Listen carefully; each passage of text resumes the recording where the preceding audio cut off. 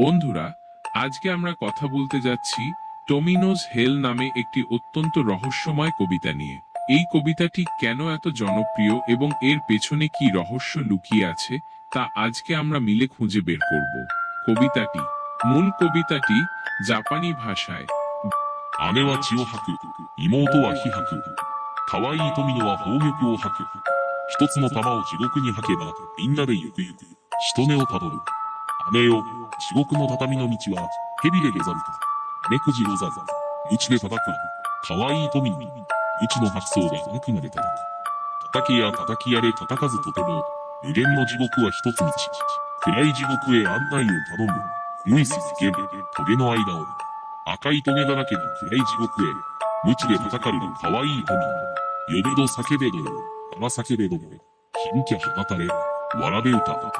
姉は血を吐く、妹は火吐く。可愛い富野は宝玉を吐く。 বাংলা অনুবাদটি পূর্ণাঙ্গভাবে দেওয়া হবে। বোন রক্ত বমি করে, ছোট বোন আগুন বমি করে, মাধুরী টমিনো মূল্যবান রত্ন বমি করে। একটি রত্ন যদি নরকে ফেলে দেওয়া হয়, সবাই একসাথে যাব বিছানা অনুসরণ করে। বোন, নরকের খড়ের পথটি কি সাপ দিয়ে তৈরি নাকি শ্লেষ্মা দিয়ে তৈরি?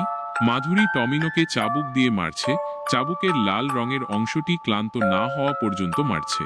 মারো মারো আরো মারো, না মারলেও অবিরাম নরকের একটাই পথ। আধার নরকের পথ দেখাতে অনুরোধ করি, কোকিল পাখি পালিয়ে যাও কাঁটাগুলোর মাঝখান দিয়ে। লাল কাঁটা দিয়ে ভরা আধার নরকের দিকে চাবুক মার খাচ্ছে মাধুরী টমিনো।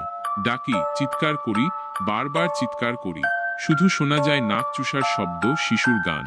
বোন রক্ত বমি করে, ছোট বোন আগুন বমি করে, মাধুরী টমিনো মূল্যবান রত্ন বমি করে।